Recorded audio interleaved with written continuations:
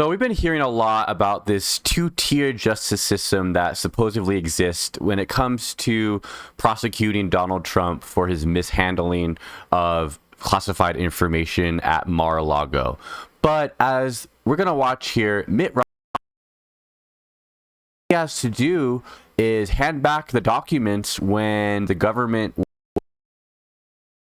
we wouldn't be in this situation. And as a matter of fact, people being prosecuted for not handing back the documents is actually the precedent, as we'll look into with a few different examples. But before I get into all that, please be sure to like the video and subscribe to the channel. It helps us out a lot with the algorithm. All right, so let's go ahead and we'll jump into the clip with Mitt Romney first to hear his remarks, and then of why this in fact is not a two-tier justice system being weighed against Trump. I'm angry. The country is going to go through tumult as a result of one thing. President Trump didn't turn over military documents when he was asked to do so. All he had to do was hand them in. I'm sure his counsel told him, hand the documents in, particularly when the subpoena came. But for some reason, he decided not to. He held on to them. Why? That's the question. Why is the country going to have to go through all this angst and tumult? Why did he just turn the documents in? That is. So, as you can see there, Mitt Romney is repeatedly saying we wouldn't be in the situation if he had just handed the documents in.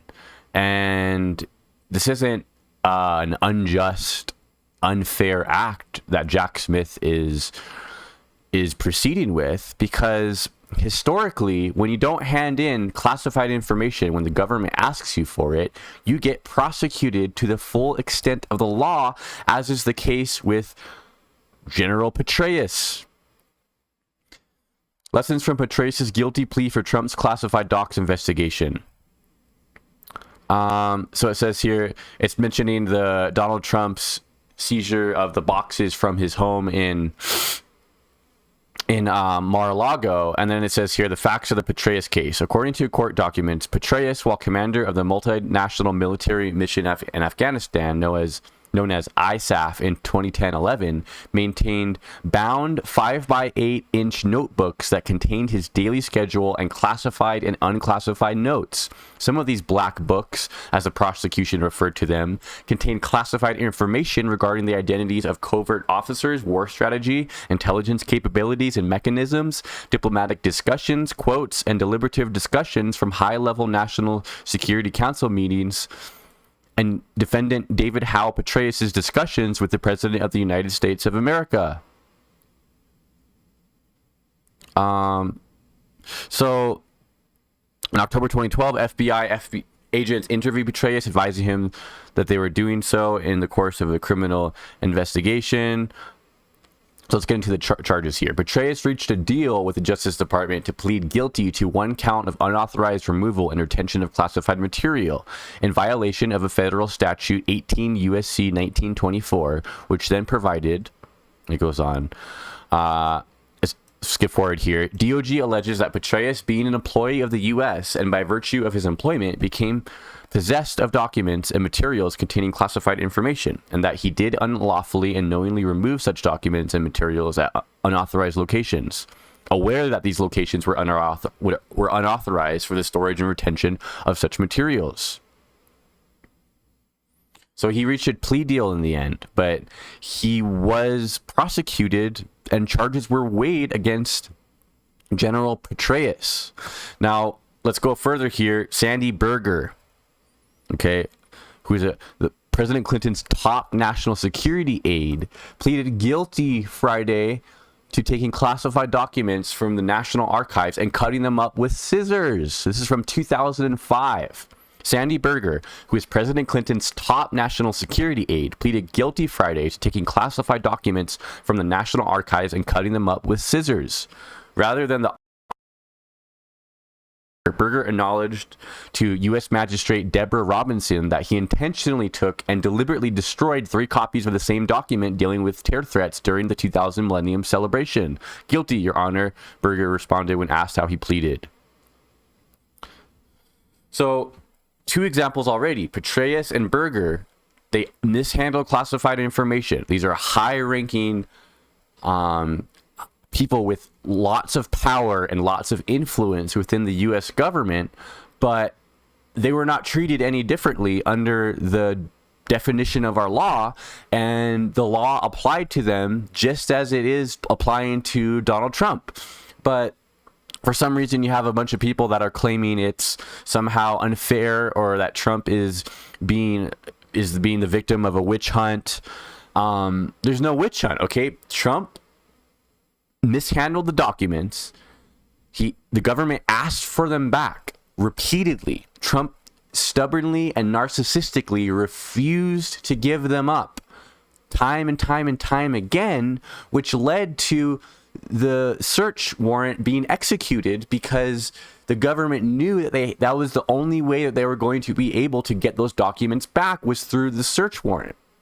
So just because Trump is a candidate in the 2024 election, okay, that doesn't mean that any actions that he had taken, any legal prosecution of any action that he had taken, whether while he was still in office or immediately after he left office, it doesn't just automatically make it a witch hunt like they're trying to proclaim it to be.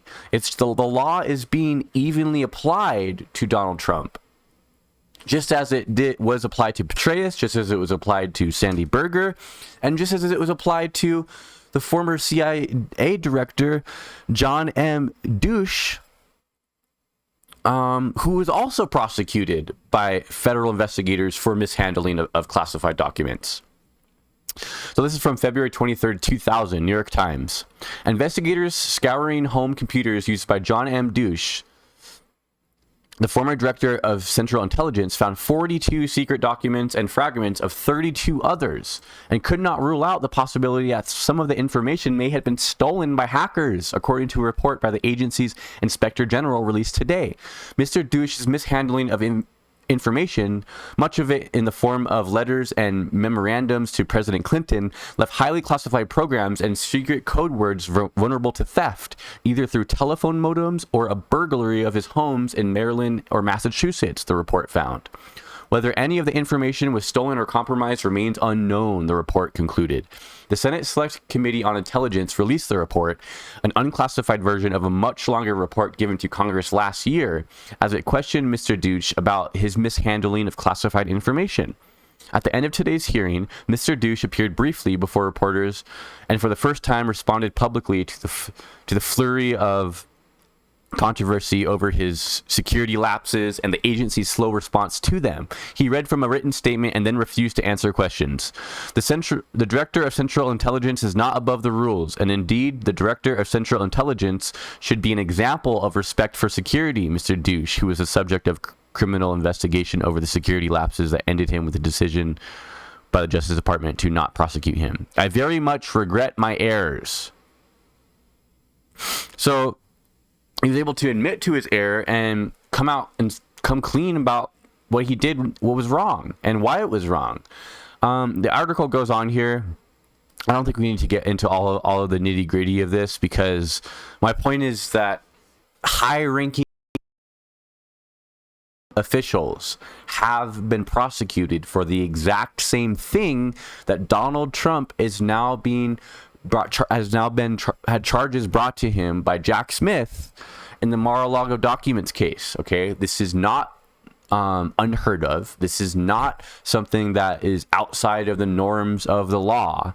And if Trump, as Mitt Romney said at the start of the video, if Trump had just simply handed back the documents to the government when they asked for them, he would not be in this mess. And to all of the people claiming that this is double standards, or this is a witch hunt, or this is unfair, or this is a political attack because he's in the 2024 race, just look at the facts of what Trump did, and look at the facts of how the law clearly says that classified information is to be handled and is to be stored. Okay, it's very clear cut as day what the law says. So I think this is a slam dunk case for the prosecutors. I think that it's going to be very, very, very crazy times when this trial happens, and I hope that there's no significant violence and significant tumult like Mitt Romney was talking about. But unfortunately, knowing how these MAGA cult members operate, there very likely will be, because they're not willing to look at, you know, the clear facts of what's happening to Trump.